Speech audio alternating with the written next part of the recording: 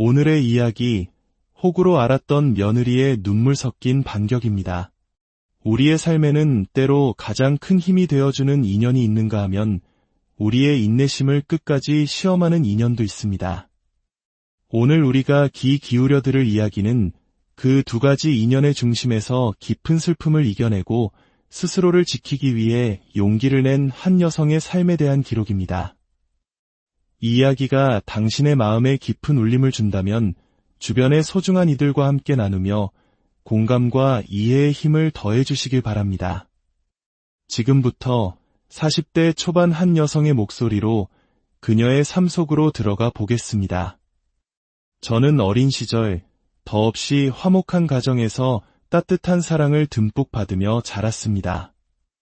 늘 너그러운 마음으로 저희를 보듬어 주시는 부모님과 해맑은 얼굴만큼이나 마음씨 고운 남동생이 있었기에 제 세상은 언제나 든든하고 포근했죠. 저와 남동생은 유난히 사이가 좋은 남매였습니다. 제가 초등학교에 입학했을 때 동생이 다니던 어린이집은 학교와 꽤 거리가 있었습니다. 그래서 우리는 아침 현관문을 나서는 순간부터 헤어져야만 했죠. 하지만 어린 남동생은 저와 함께 등교하고 싶다며 매일같이 부모님을 졸랐습니다. 그 모습이 어찌나 진지하고 열심이었는지 모릅니다. 엄마, 아빠가 그랬잖아요. 누나는 남자인 내가 지키는 거라고. 그런데 이렇게 따로 다니면 제가 어떻게 누나를 지켜요? 그러니까 누나 학교에 있는 유치원에 다닐래요. 네. 그래야 제가 언제든지 누나를 지키러 갈 수 있잖아요. 어린아들의 기특한 마음에 부모님은 미소를 지으셨지만 현실적인 어려움을 설명해 주셨습니다. 그 마음은 너무 고맙지만 유치원을 옮기는 게 쉬운 일이 아니야. 1년만 있으면 성민이도 누나랑 같이 학교에 다닐 텐데 그때까진 엄마가 대신 누나를 지켜주면 안 될까? 엄마는 누나랑 항상 같이 있는 게 아니잖아요. 이건 아빠가 저한테 맡긴 임무란 말이에요. 그걸 왜 엄마가 대신해요?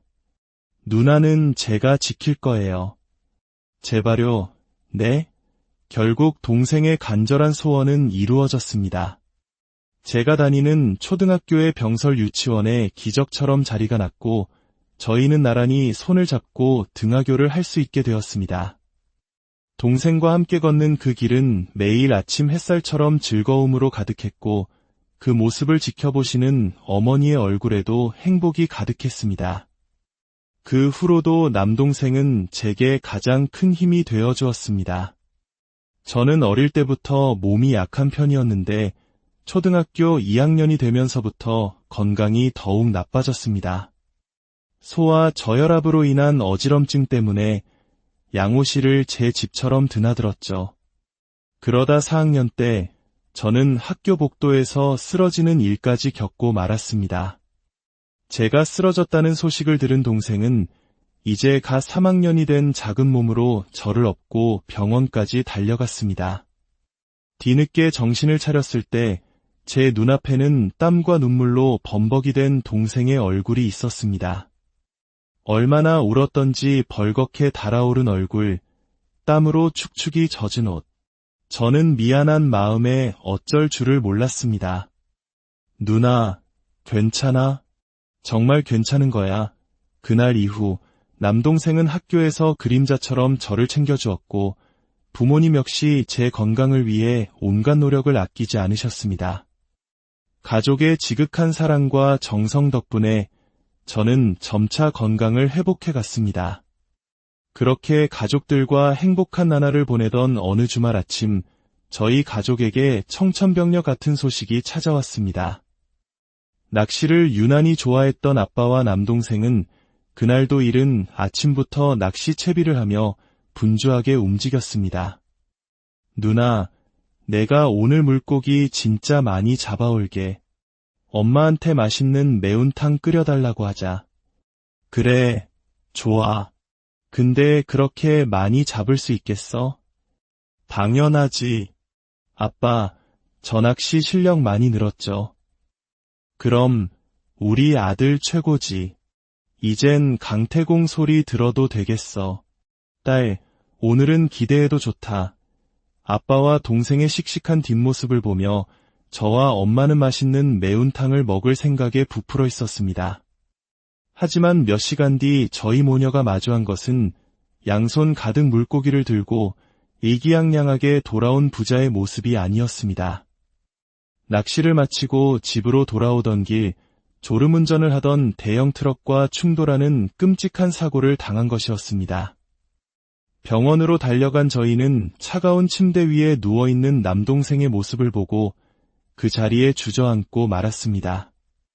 아버지는 중상을 입어 곧바로 긴급수술에 들어가셨지만 남동생은 사고 현장에서 이미 세상을 떠나 손을 쓸 수조차 없는 상태였습니다. 아들, 우리 아들, 일어나 봐. 엄마 왔어. 제발 눈 좀 떠봐, 성민아. 어머니는 온기 하나 없는 동생의 손을 붙잡고 오열하다 결국 실신하셨습니다. 제가 할 수 있는 것이라고는 애타게 동생의 이름을 부르는 것밖에는 없었습니다. 그땐 무슨 정신으로 동생의 장례를 치렀는지 물 한 모금 제대로 넘기지 못한 채 하염없이 눈물만 흘렸던 기억밖에는 없습니다. 그렇게 눈물로 동생을 떠나보내고 영정사진을 품에 안고 집에 돌아온 날, 저는 한참 동안 사진 속 동생의 얼굴을 바라보다 용기를 내어 마음속 이야기를 전했습니다. 성민아, 지켜주지 못해서 미안해. 그곳에서는 부디 아프지 말고 마음 편히 지내길 바라. 엄마랑 아빤 내 목까지 내가 더 열심히 챙길게. 그러니까 너무 걱정하지 마. 언제나 내 곁을 지켜주던 내 동생 성민아. 너와 함께했던 모든 날들이 누나는 참 든든하고 행복했어. 혹시 다시 태어난다면 그때는 꼭 내 아들로 태어나줘. 나도 너에게 받은 사랑 넘치게 돌려줄 수 있도록. 그땐 내가 널 꼭 지켜줄게. 사랑한다. 내 동생. 보고 싶다. 저는 동생을 잃은 슬픔 속에서도 수술 후 의식을 찾지 못하는 아버지를 간병해야 했습니다. 아버지는 동생의 장례를 치르고 꼬박 2주가 지났을 때야 겨우 눈을 뜨셨습니다. 하지만 우리 가족 중 누구도 웃을 수 없었습니다. 눈을 뜨자마자 남동생부터 애타게 찾는 아버지의 모습에 어머니는 말없이 고개를 떨구었습니다. 성민이는? 우리 성민이 어디 있어? 괜찮은 거야. 차마 입이 떨어지지 않았지만 저는 떨리는 목소리로 사실을 전해야 했습니다. 아빠, 성민이 하늘나라로 갔어. 많이 힘들었나 봐. 그래서 편히 쉬고 싶었나 봐요. 뭐라고? 그 어린 것이 내가 낚시만 데려가지 않았더라면 내가 내 아들을 죽음으로 내몬 거나 마찬가지야. 아들은 잃은 죄책감에 아버지는 완전히 무너져 내렸습니다. 건강은 빠르게 회복되었지만 마음의 상처는 전혀 나아지지 않았죠. 퇴원 후에는 매일 밤 악몽에 시달렸고 아들을 잊지 못해 술에 찌들어 살았습니다. 인자했던 아버지의 모습은 온데간데 없었고 집안은 술 냄새와 아버지의 고통스러운 신음으로 가득 찼습니다. 저와 엄마는 그런 아버지를 되돌리기 위해 정말 필사적인 노력을 했습니다. 남동생이 자신을 원망한다는 아버지의 죄책감을 덜어드리기 위해 우리는 함께 다녔던 초등학교를 찾아갔습니다. 동생과의 행복했던 추억을 떠올리게 해드리고 싶었습니다. 아빠, 우리 둘이 같이 등교하던 첫날 기억나요? 성민이가 누나랑 같이 학교 간다고 입이 귀에 걸려서 웃으니까 아빠가 그렇게 좋냐고 장난치셨잖아요. 그랬지. 우리 성민이가 널 참 잘 따랐는데 환하게 웃던 모습이 눈에 선하구나. 그렇게 착하고 따뜻한 아들이 아빠를 원망할 리가 없잖아요. 성민이는 늘 우리 가족을 사랑했으니까요. 그걸 가장 잘하는 사람이 바로 아빠잖아요. 그날 밤 아버지는 처음으로 술을 마시지 않고 잠을 청하셨습니다. 1년 만에 처음으로 악몽을 꾸지 않은 밤이었습니다. 그 후로도 저와 엄마는 아빠와 함께 시간을 보내며 동생에 대한 기억이 슬픔이 아닌 따뜻한 추억으로 남을 수 있도록 많은 대화를 나누었습니다. 그리고 동생의 두 번째 기일을 앞둔 어느 날, 아버지는 처음으로 동생의 납골당에 가고 싶다는 이야기를 꺼내셨습니다. 그곳에서 아버지는 동생의 유골함을 끌어안고 참아왔던 눈물을 펑펑 쏟아내셨습니다. 아들, 성민아, 아빠 왔다. 미안하라. 이 못난 아빠가 이제야 왔구나. 어젯밤 꿈에 내가 찾아와 환하게 웃더구나. 아빠 탓 아니니까 더는 힘들어하지 말라고 그 말을 하고 싶어서 왔던 거지? 고맙다, 아들. 아빠가 이제 남은 우리 가족들 더는 힘들게 하지 않을게. 내가 걱정하지 않도록 예전 모습 꼭 되찾을게. 그러니까 우리 아들 그곳에서 꼭 행복해야 한다. 사랑한다. 그날 우리 가족은 서로를 부둥켜 안고 한참을 울었습니다. 그리고 아버지는 동생에게 한 약속처럼 점차 예전의 모습을 되찾아 가셨습니다. 그렇게 저희는 아픈 상처를 보듬으며 비로소 새 식구로 다시 단단해졌습니다.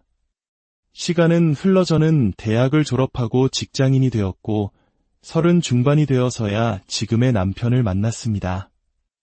은행원과 손님으로 만나 첫눈에 반했고 운명이라 생각했습니다.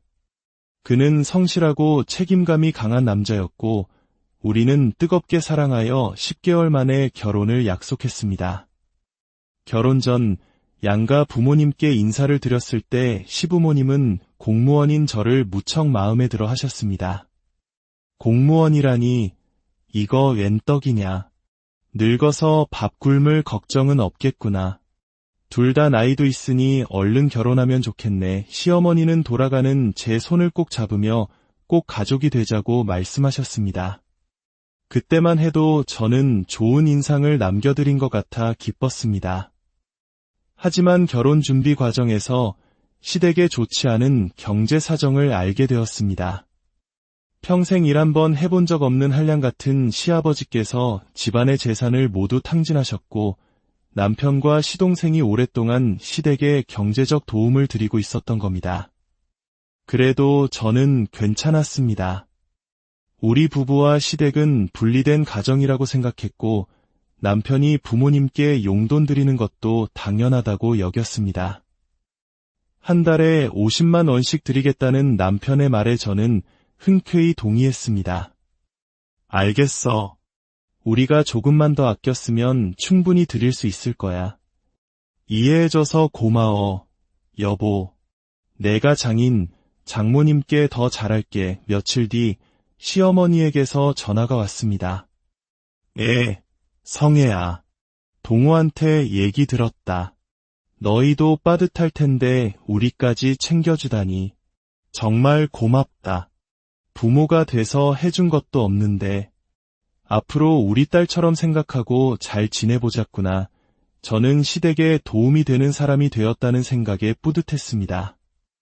하지만 그 돈이 오가면서부터 우리의 관계는 삐걱거리기 시작했습니다. 결혼 후 2년쯤 지나 첫 아이를 낳았습니다. 친정 부모님께서는 고생했다며 산후조리원 비용에 보태 쓰라고 200만 원을 주셨습니다. 그런데 조리를 마치고 집에 돌아온 날 시어머니가 예고도 없이 찾아와 계셨습니다. 어머님, 어쩐 일이세요? 내가 먹고 싶다던 황태 미역국 끓여왔지. 어서 밥부터 먹자. 그런데 할 말이 좀 있구나. 시어머니는 제 눈치를 살피더니 조심스럽게 본론을 꺼냈습니다. 사돈께서 조리원비를 주셨다며? 그럼 모아뒀던 돈이 좀 남았겠구나. 실은 내 시아버지가 또 빚을 내서 사고를 쳤는데 그게 딱 200만 원이야. 혹시 그 남은 돈으로 대신 좀 갚아주면 안 되겠니? 당황스러웠지만 저는 남편과 상의해보겠다고 했습니다. 그러자 시어머니의 표정이 싸늘하게 굳었습니다. 아니, 이 정도는 내 선에서 해줄 수 있는 거 아니니? 내 부모님이 주신 돈인데 뭘 아들이랑 상의까지 해. 그냥 부모님께 돌려드렸다고 하면 그만이잖아. 어려울 때 서로 돕는 게 가족이지. 내가 아들 눈치 보여서 너한테 따로 부탁하는 건데 그것도 몰라? 시어머니는 날카롭게 쏘아붙이고는 그대로 집을 나가버렸습니다. 저는 어쩔 수 없이 남편에게는 어머니가 힘들어하시는 것 같아 도와드리고 싶다고 둘러대고 돈을 전해드렸습니다. 하지만 돈을 받고 난 후 시어머니의 태도는 더욱 차가워졌습니다. 제게 전화해서는 줄 거면 곱게 줄 것이지 왜 아들한테 생색을 내냐? 착한 며느리 흉내라도 내고 싶었냐? 라며 비아냥거렸습니다. 그날 이후 시어머니는 사사건건 저를 트집 잡고 무시했습니다. 명절에 음식을 준비해도 생신에 선물을 드려도 가식 던다며 꼴불견이라고 했습니다. 남편에게 하소연해봤지만 남편은 엄마한테 무안하게 왜 상의한다고 했어. 당신도 참 생각이 짧다라며 오히려 저를 타박했습니다. 견디다 못한 저는 시댁 방문 횟수를 최소한으로 줄이기로 남편과 약속했지만 시어머니는 찾아오지 않는다며 또 저를 괴롭혔습니다. 돈 좀 있다고 시댁이 웃음냐며 막말을 퍼부었죠. 저는 사랑받는 며느리는 진작에 포기했습니다. 그저 이 모든 갈등을 이해하고 제가 부족한 탓이라고 여기며 버텼습니다. 그렇게 4년이 흘러 저희는 대출을 받아 겨우 내 집 마련에 성공했습니다.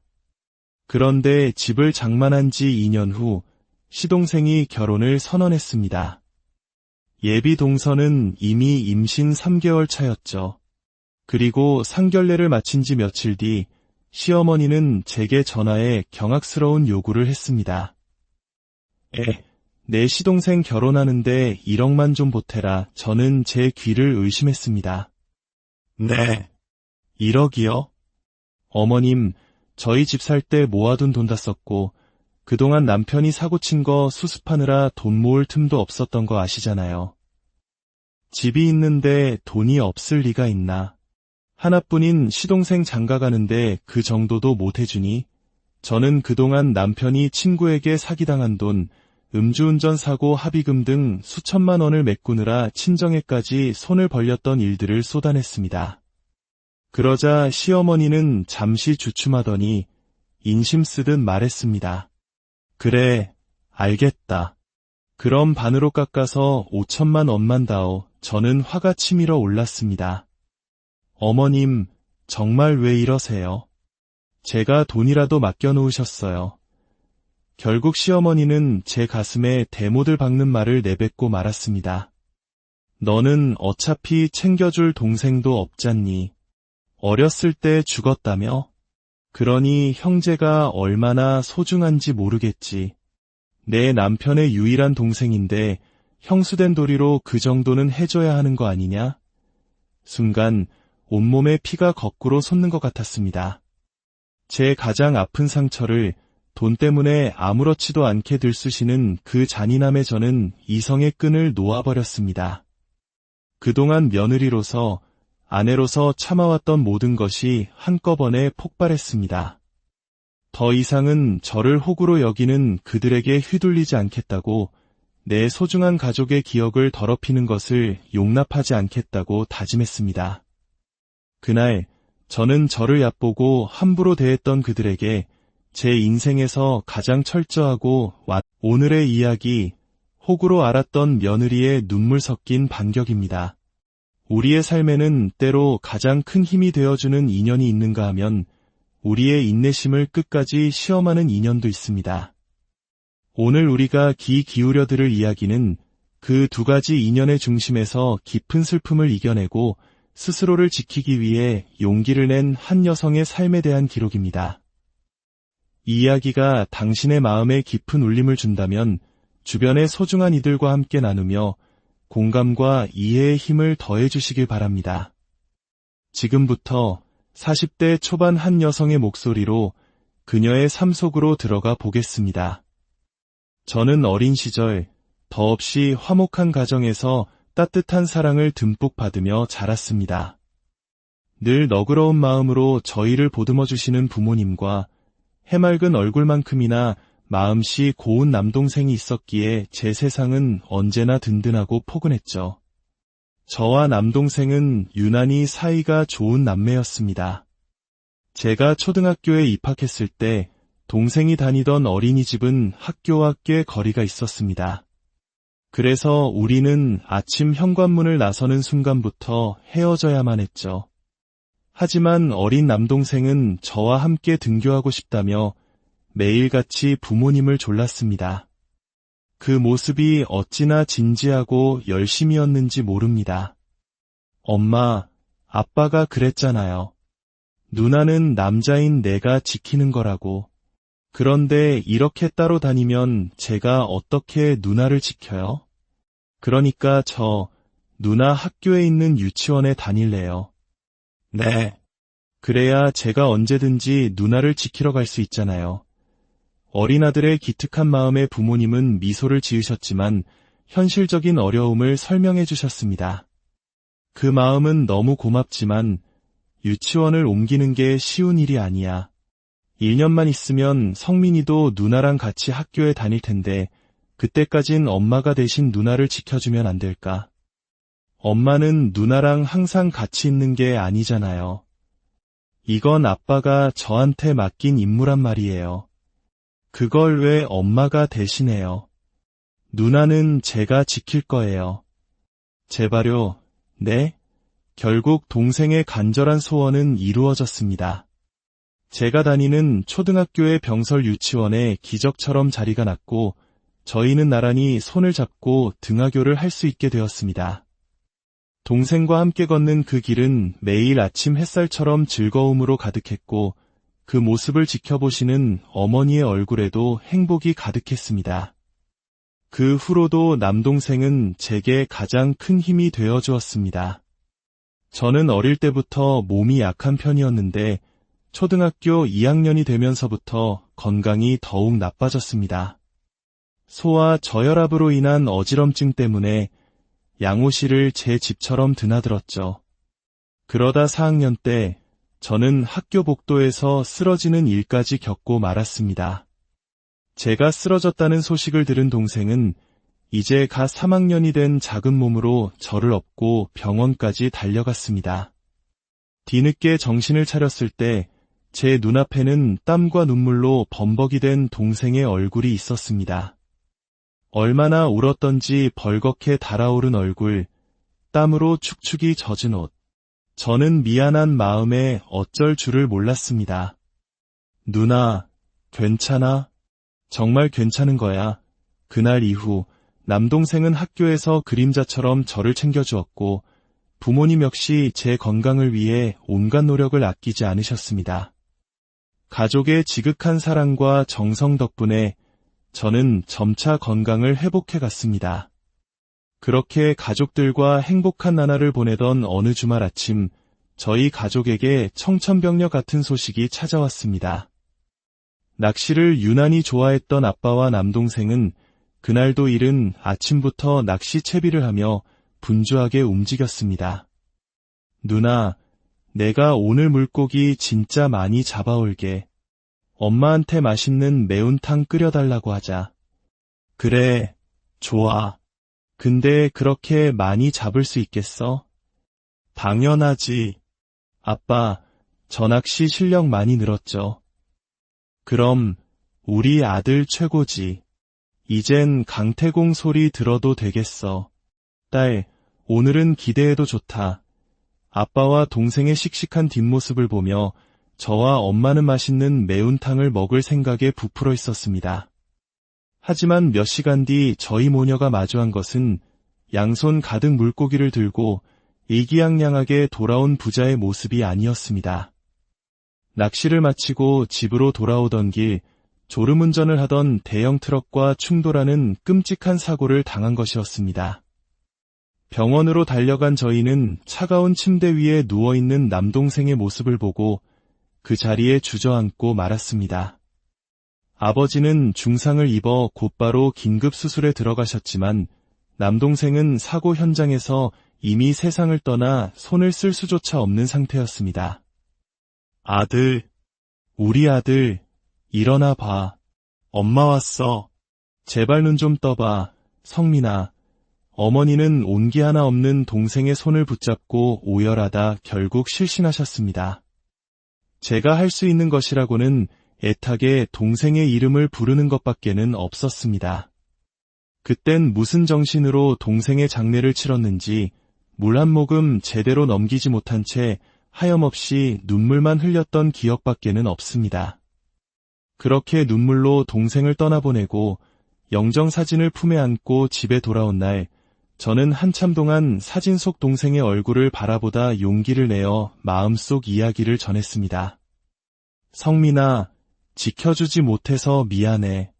그곳에서는 부디 아프지 말고 마음 편히 지내길 바라. 엄마랑 아빤 내 목까지 내가 더 열심히 챙길게. 그러니까 너무 걱정하지 마. 언제나 내 곁을 지켜주던 내 동생 성민아.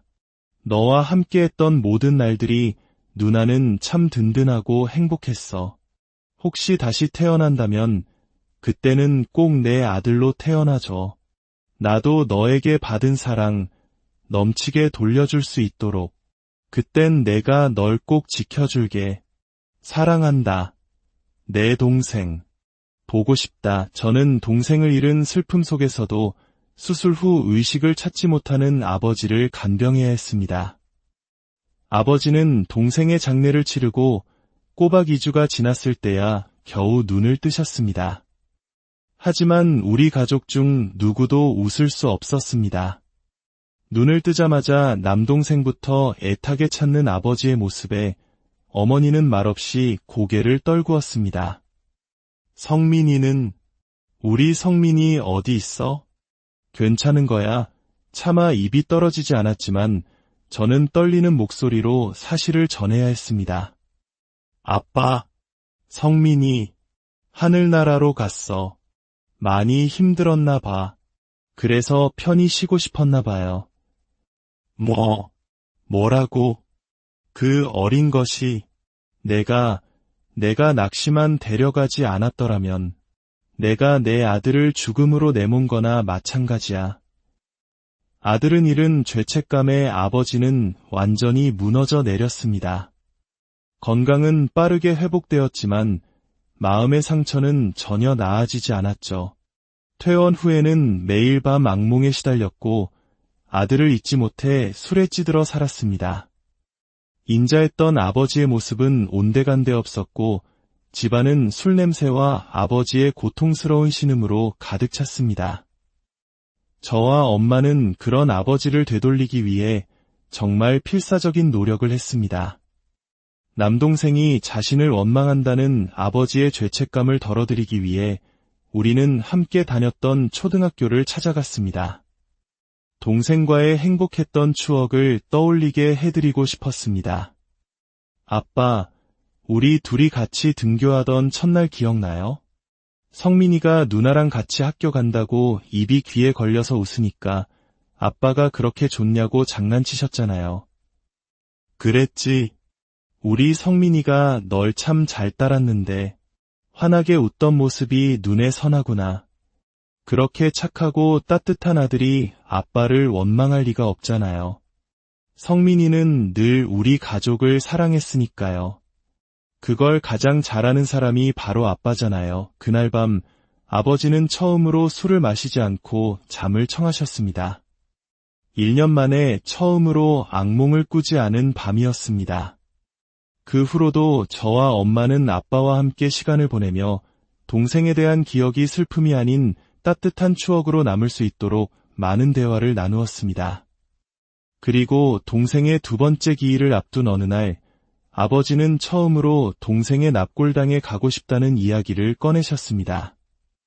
그곳에서 아버지는 동생의 유골함을 끌어안고 참아왔던 눈물을 펑펑 쏟아내셨습니다. 아들, 성민아, 아빠 왔다. 미안하라. 이 못난 아빠가 이제야 왔구나. 어젯밤 꿈에 내가 찾아와 환하게 웃더구나.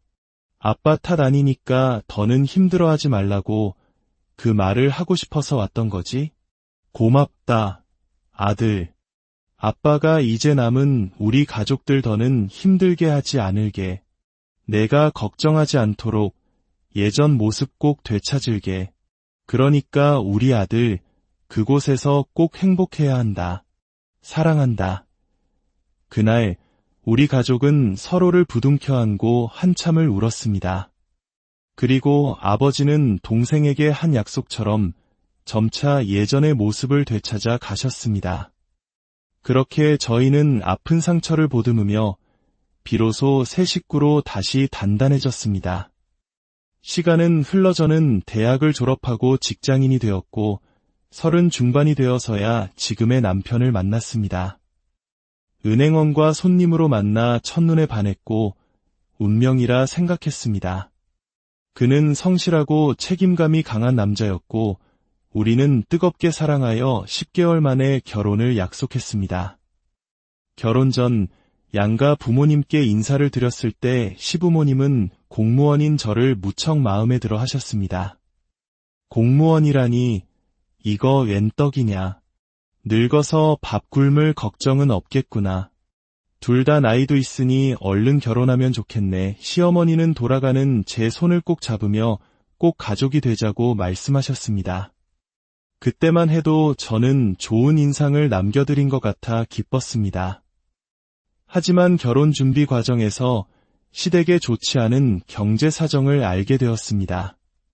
평생 일 한번 해본 적 없는 한량 같은 시아버지께서 집안의 재산을 모두 탕진하셨고 남편과 시동생이 오랫동안 시댁에 경제적 도움을 드리고 있었던 겁니다.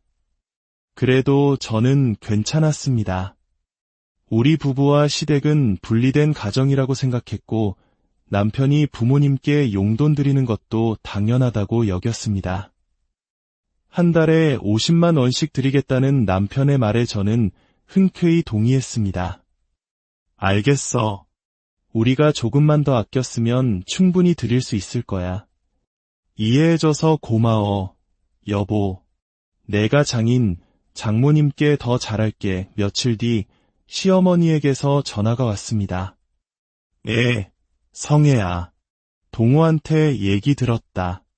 너희도 빠듯할 텐데 우리까지 챙겨주다니. 정말 고맙다. 부모가 돼서 해준 것도 없는데 앞으로 우리 딸처럼 생각하고 잘 지내보자꾸나. 저는 시댁에 도움이 되는 사람이 되었다는 생각에 뿌듯했습니다. 하지만 그 돈이 오가면서부터 우리의 관계는 삐걱거리기 시작했습니다. 결혼 후 2년쯤 지나 첫 아이를 낳았습니다. 친정 부모님께서는 고생했다며 산후조리원 비용에 보태 쓰라고 200만 원을 주셨습니다. 그런데 조리를 마치고 집에 돌아온 날 시어머니가 예고도 없이 찾아와 계셨습니다. 어머님, 어쩐 일이세요? 내가 먹고 싶다던 황태 미역국 끓여왔지. 어서 밥부터 먹자. 그런데 할 말이 좀 있구나. 시어머니는 제 눈치를 살피더니 조심스럽게 본론을 꺼냈습니다. 사돈께서 조리원비를 주셨다며? 그럼 모아뒀던 돈이 좀 남았겠구나. 실은 내 시아버지가 또 빚을 내서 사고를 쳤는데 그게 딱 200만 원이야. 혹시 그 남은 돈으로 대신 좀 갚아주면 안 되겠니? 당황스러웠지만 저는 남편과 상의해보겠다고 했습니다. 그러자 시어머니의 표정이 싸늘하게 굳었습니다. 아니, 이 정도는 내 선에서 해줄 수 있는 거 아니니? 내 부모님이 주신 돈인데 뭘 아들이랑 상의까지 해. 그냥 부모님께 돌려드렸다고 하면 그만이잖아. 어려울 때 서로 돕는 게 가족이지. 내가 아들 눈치 보여서 너한테 따로 부탁하는 건데 그것도 몰라? 시어머니는 날카롭게 쏘아붙이고는 그대로 집을 나가버렸습니다. 저는 어쩔 수 없이 남편에게는 어머니가 힘들어하시는 것 같아 도와드리고 싶다고 둘러대고 돈을 전해드렸습니다. 하지만 돈을 받고 난 후 시어머니의 태도는 더욱 차가워졌습니다.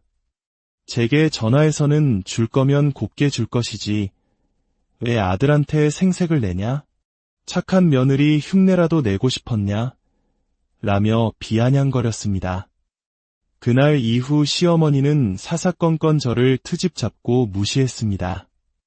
명절에 음식을 준비해도 생신에 선물을 드려도 가식 던다며 꼴불견이라고 했습니다.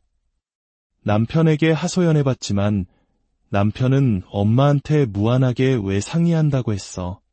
당신도 참 생각이 짧다라며 오히려 저를 타박했습니다. 견디다 못한 저는 시댁 방문 횟수를 최소한으로 줄이기로 남편과 약속했지만 시어머니는 찾아오지 않는다며 또 저를 괴롭혔습니다. 돈 좀 있다고 시댁이 웃음냐며 막말을 퍼부었죠. 저는 사랑받는 며느리는 진작에 포기했습니다. 그저 이 모든 갈등을 이해하고 제가 부족한 탓이라고 여기며 버텼습니다. 그렇게 4년이 흘러 저희는 대출을 받아 겨우 내 집 마련에 성공했습니다. 그런데 집을 장만한 지 2년 후 시동생이 결혼을 선언했습니다. 예비 동서는 이미 임신 3개월 차였죠. 그리고 상견례를 마친 지 며칠 뒤 시어머니는 제게 전화해 경악스러운 요구를 했습니다. 내 시동생 결혼하는데 1억만 좀 보태라. 저는 제 귀를 의심했습니다. 네. 1억이요? 어머님, 저희 집 살 때 모아둔 돈 다 썼고 그동안 남편이 사고친 거 수습하느라 돈 모을 틈도 없었던 거 아시잖아요. 집이 있는데 돈이 없을 리가 있나. 하나뿐인 시동생 장가가는데 그 정도도 못 해주니? 저는 그동안 남편이 친구에게 사기당한 돈, 음주운전 사고 합의금 등 수천만 원을 메꾸느라 친정에까지 손을 벌렸던 일들을 쏟아냈습니다. 그러자 시어머니는 잠시 주춤하더니 인심 쓰듯 말했습니다. 그래, 알겠다. 그럼 반으로 깎아서 5천만 원만 다오. 저는 화가 치밀어 올랐습니다. 어머님, 정말 왜 이러세요? 제가 돈이라도 맡겨놓으셨어요. 결국 시어머니는 제 가슴에 대못을 박는 말을 내뱉고 말았습니다. 너는 어차피 챙겨줄 동생도 없잖니. 어렸을 때 죽었다며? 그러니 형제가 얼마나 소중한지 모르겠지. 내 남편의 유일한 동생인데 형수된 도리로 그 정도는 해줘야 하는 거 아니냐?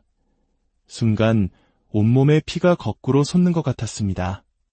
제 가장 아픈 상처를 돈 때문에 아무렇지도 않게 들쑤시는 그 잔인함에 저는 이성의 끈을 놓아버렸습니다. 그동안 며느리로서, 아내로서 참아왔던 모든 것이 한꺼번에 폭발했습니다. 더 이상은 저를 호구로 여기는 그들에게 휘둘리지 않겠다고, 내 소중한 가족의 기억을 더럽히는 것을 용납하지 않겠다고 다짐했습니다. 그날 저는 저를 얕보고 함부로 대했던 그들에게 제 인생에서 가장 철저하고 오늘의 이야기, 호구로 알았던 며느리의 눈물 섞인 반격입니다. 우리의 삶에는 때로 가장 큰 힘이 되어주는 인연이 있는가 하면 우리의 인내심을 끝까지 시험하는 인연도 있습니다.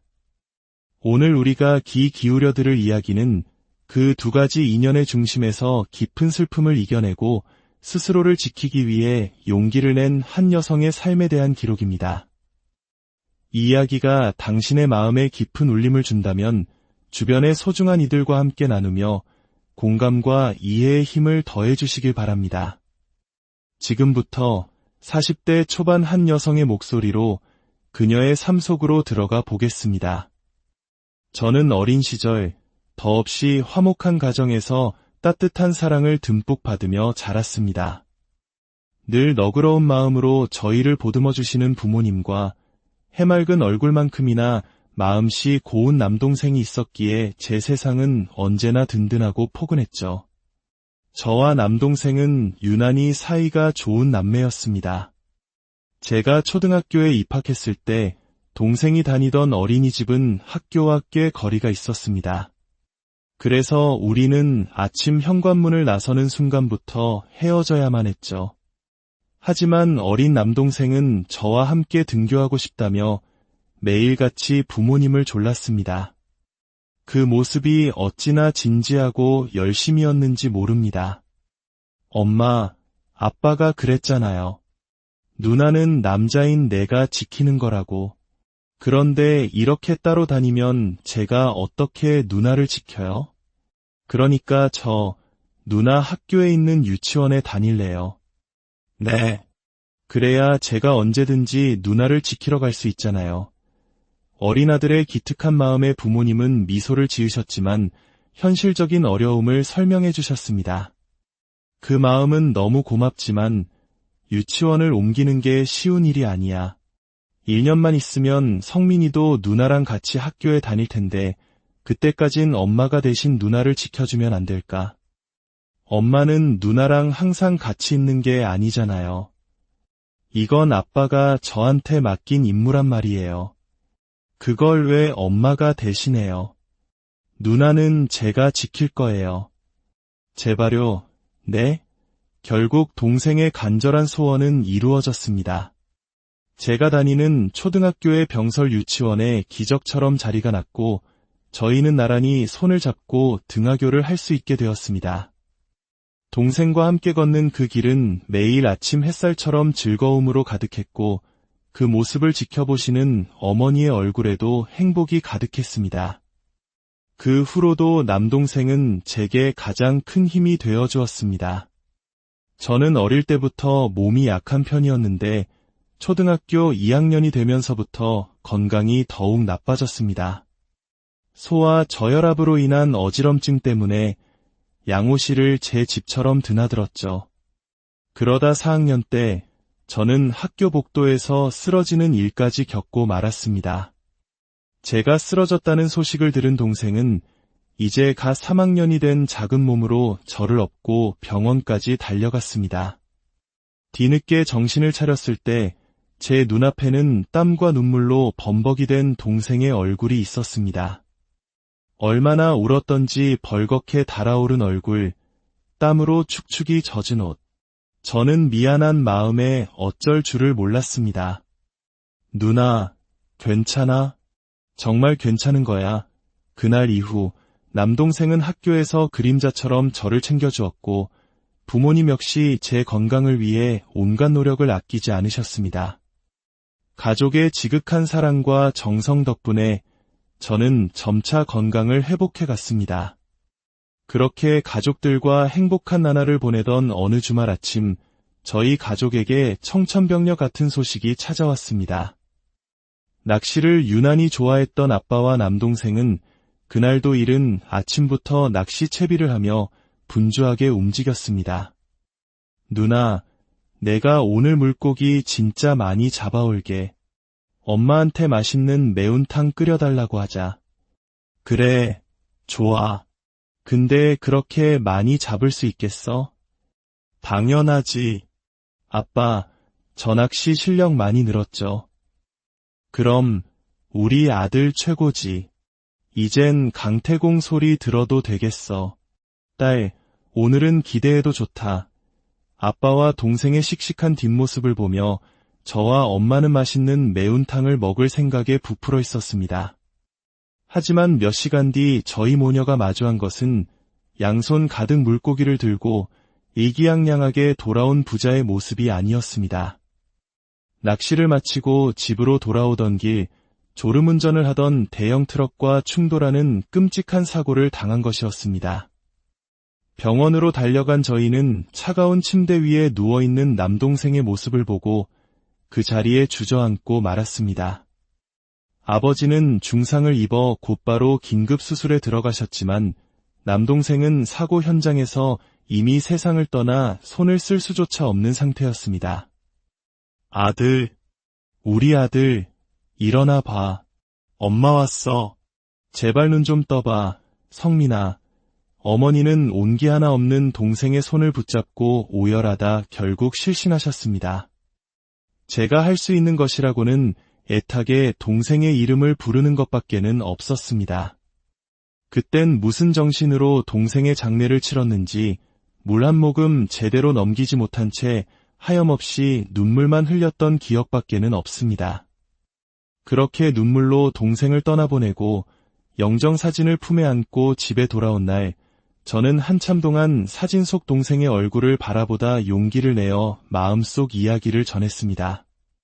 성민아, 지켜주지 못해서 미안해. 그곳에서는 부디 아프지 말고 마음 편히 지내길 바라.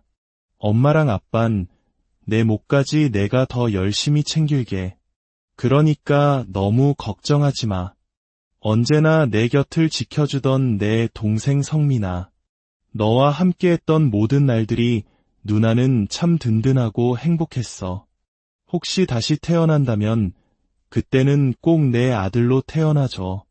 나도 너에게 받은 사랑 넘치게 돌려줄 수 있도록. 그땐 내가 널 꼭 지켜줄게. 사랑한다. 내 동생. 보고 싶다. 저는 동생을 잃은 슬픔 속에서도 수술 후 의식을 찾지 못하는 아버지를 간병해야 했습니다. 아버지는 동생의 장례를 치르고 꼬박 2주가 지났을 때야 겨우 눈을 뜨셨습니다. 하지만 우리 가족 중 누구도 웃을 수 없었습니다. 눈을 뜨자마자 남동생부터 애타게 찾는 아버지의 모습에 어머니는 말없이 고개를 떨구었습니다. 성민이는, 우리 성민이 어디 있어? 괜찮은 거야. 차마 입이 떨어지지 않았지만 저는 떨리는 목소리로 사실을 전해야 했습니다. 아빠, 성민이 하늘나라로 갔어. 많이 힘들었나 봐. 그래서 편히 쉬고 싶었나 봐요. 뭐라고? 그 어린 것이 내가 낚시만 데려가지 않았더라면 내가 내 아들을 죽음으로 내몬 거나 마찬가지야. 아들은 잃은 죄책감에 아버지는 완전히 무너져 내렸습니다. 건강은 빠르게 회복되었지만 마음의 상처는 전혀 나아지지 않았죠. 퇴원 후에는 매일 밤 악몽에 시달렸고 아들을 잊지 못해 술에 찌들어 살았습니다. 인자했던 아버지의 모습은 온데간데 없었고 집안은 술 냄새와 아버지의 고통스러운 신음으로 가득 찼습니다. 저와 엄마는 그런 아버지를 되돌리기 위해 정말 필사적인 노력을 했습니다. 남동생이 자신을 원망한다는 아버지의 죄책감을 덜어드리기 위해 우리는 함께 다녔던 초등학교를 찾아갔습니다. 동생과의 행복했던 추억을 떠올리게 해드리고 싶었습니다. 아빠, 우리 둘이 같이 등교하던 첫날 기억나요? 성민이가 누나랑 같이 학교 간다고 입이 귀에 걸려서 웃으니까 아빠가 그렇게 좋냐고 장난치셨잖아요. 그랬지.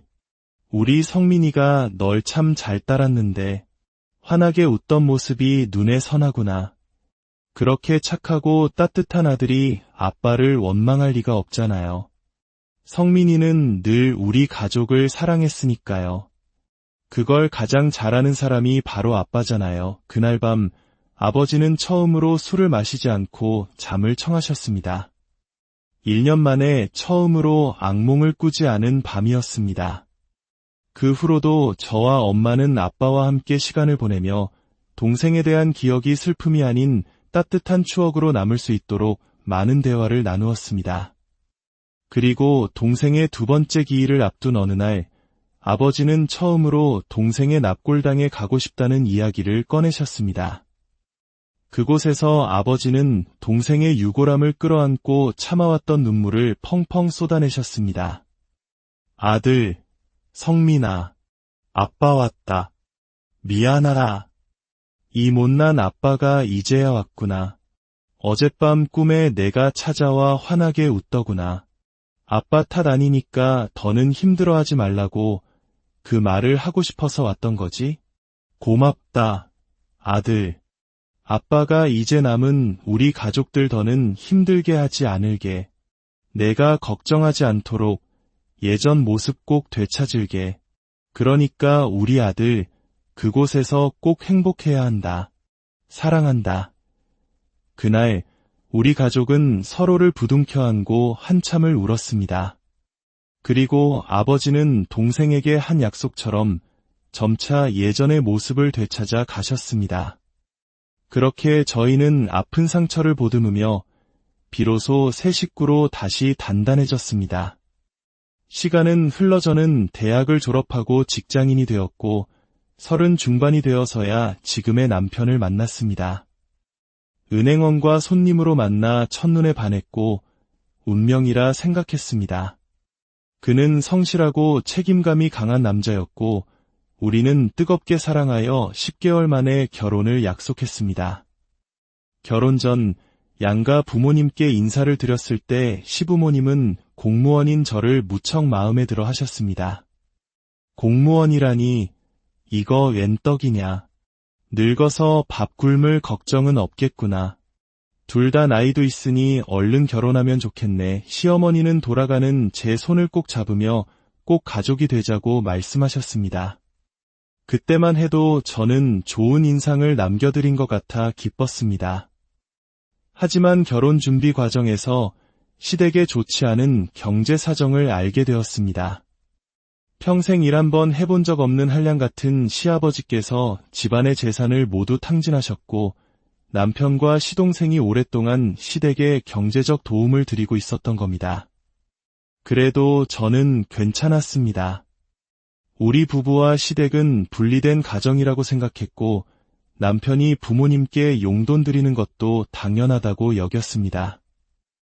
한 달에 50만 원씩 드리겠다는 남편의 말에 저는 흔쾌히 동의했습니다. 알겠어. 우리가 조금만 더 아꼈으면 충분히 드릴 수 있을 거야. 이해해줘서 고마워, 여보. 내가 장모님께 더 잘할게. 며칠 뒤 시어머니에게서 전화가 왔습니다. 성혜야. 동호한테 얘기 들었다. 너희도 빠듯할 텐데 우리까지 챙겨주다니. 정말 고맙다. 부모가 돼서 해준 것도 없는데 앞으로 우리 딸처럼 생각하고 잘 지내보자꾸나. 저는 시댁에 도움이 되는 사람이 되었다는 생각에 뿌듯했습니다. 하지만 그 돈이 오가면서부터 우리의 관계는 삐걱거리기 시작했습니다. 결혼 후 2년쯤 지나 첫 아이를 낳았습니다. 친정 부모님께서는 고생했다며 산후조리원 비용에 보태 쓰라고 200만 원을 주셨습니다. 그런데 조리를 마치고 집에 돌아온 날 시어머니가 예고도 없이 찾아와 계셨습니다. 어머님, 어쩐 일이세요? 내가 먹고 싶다던 황태 미역국 끓여왔지. 어서 밥부터 먹자. 그런데 할 말이 좀 있구나. 시어머니는 제 눈치를 살피더니 조심스럽게 본론을 꺼냈습니다. 사돈께서 조리원비를 주셨다며? 그럼 모아뒀던 돈이 좀 남았겠구나. 실은 내 시아버지가 또 빚을 내서 사고를 쳤는데 그게 딱 200만 원이야. 혹시 그 남은 돈으로 대신 좀 갚아주면 안 되겠니? 당황스러웠지만 저는 남편과 상의해보겠다고 했습니다. 그러자 시어머니의 표정이 싸늘하게 굳었습니다. 아니, 이 정도는 내 선에서 해줄 수 있는 거 아니니? 내 부모님이 주신 돈인데 뭘 아들이랑 상의까지 해. 그냥 부모님께 돌려드렸다고 하면 그만이잖아. 어려울 때 서로 돕는 게 가족이지. 내가 아들 눈치 보여서 너한테 따로 부탁하는 건데 그것도 몰라? 시어머니는 날카롭게 쏘아붙이고는 그대로 집을 나가버렸습니다. 저는 어쩔 수 없이 남편에게는 어머니가 힘들어하시는 것 같아 도와드리고 싶다고 둘러대고 돈을 전해드렸습니다. 하지만 돈을 받고 난 후 시어머니의 태도는 더욱 차가워졌습니다. 제게 전화해서는 줄 거면 곱게 줄 것이지 왜 아들한테 생색을 내냐? 착한 며느리 흉내라도 내고 싶었냐? 라며 비아냥거렸습니다. 그날 이후 시어머니는 사사건건 저를 트집 잡고 무시했습니다. 명절에 음식을 준비해도 생신에 선물을 드려도 가식 던다며 꼴불견이라고 했습니다. 남편에게 하소연해봤지만 남편은 엄마한테 무안하게 왜 상의한다고 했어. 당신도 참 생각이 짧다라며 오히려 저를 타박했습니다. 견디다 못한 저는 시댁 방문 횟수를 최소한으로 줄이기로 남편과 약속했지만 시어머니는 찾아오지 않는다며 또 저를 괴롭혔습니다. 돈 좀 있다고 시댁이 우습냐며 막말을 퍼부었죠. 저는 사랑받는 며느리는 진작에 포기했습니다. 그저 이 모든 갈등을 이해하고 제가 부족한 탓이라고 여기며 버텼습니다. 그렇게 4년이 흘러 저희는 대출을 받아 겨우 내 집 마련에 성공했습니다. 그런데 집을 장만한 지 2년 후 시동생이 결혼을 선언했습니다. 예비 동서는 이미 임신 3개월 차였죠. 그리고 상견례를 마친 지 며칠 뒤 시어머니는 제게 전화해 경악스러운 요구를 했습니다. 내 시동생 결혼하는데 1억만 좀 보태라. 저는 제 귀를 의심했습니다. 네. 1억이요?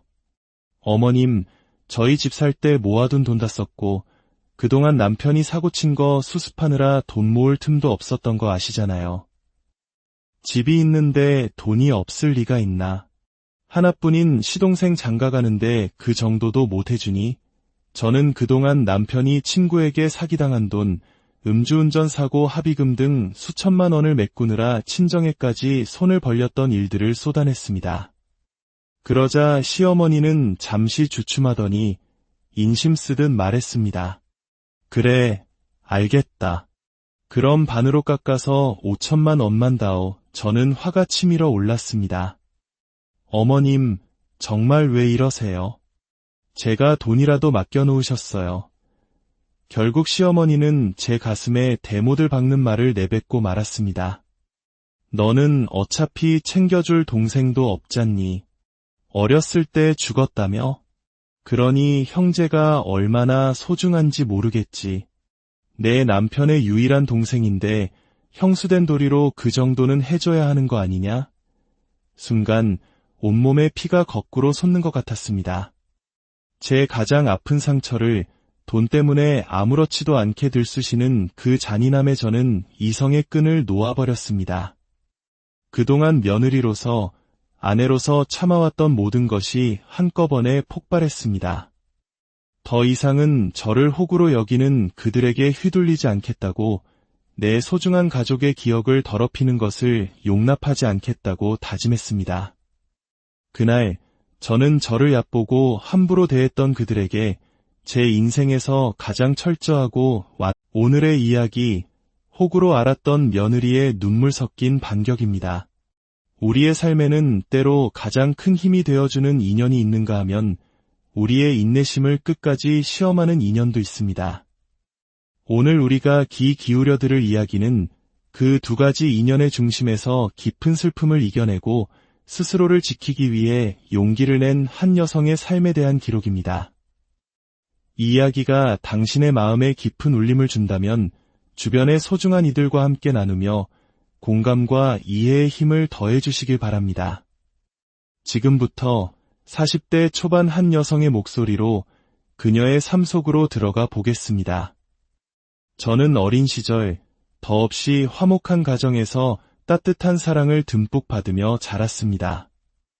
늘 너그러운 마음으로 저희를 보듬어 주시는 부모님과 해맑은 얼굴만큼이나 마음씨 고운 남동생이 있었기에 제 세상은 언제나 든든하고 포근했죠. 저와 남동생은 유난히 사이가 좋은 남매였습니다. 제가 초등학교에 입학했을 때 동생이 다니던 어린이집은 학교와 꽤 거리가 있었습니다. 그래서 우리는 아침 현관문을 나서는 순간부터 헤어져야만 했죠. 하지만 어린 남동생은 저와 함께 등교하고 싶다며 매일같이 부모님을 졸랐습니다. 그 모습이 어찌나 진지하고 열심이었는지 모릅니다. 엄마, 아빠가 그랬잖아요. 누나는 남자인 내가 지키는 거라고. 그런데 이렇게 따로 다니면 제가 어떻게 누나를 지켜요? 그러니까 저 누나 학교에 있는 유치원에 다닐래요. 네. 그래야 제가 언제든지 누나를 지키러 갈 수 있잖아요. 어린아들의 기특한 마음에 부모님은 미소를 지으셨지만 현실적인 어려움을 설명해 주셨습니다. 그 마음은 너무 고맙지만 유치원을 옮기는 게 쉬운 일이 아니야. 1년만 있으면 성민이도 누나랑 같이 학교에 다닐 텐데 그때까진 엄마가 대신 누나를 지켜주면 안 될까? 엄마는 누나랑 항상 같이 있는 게 아니잖아요.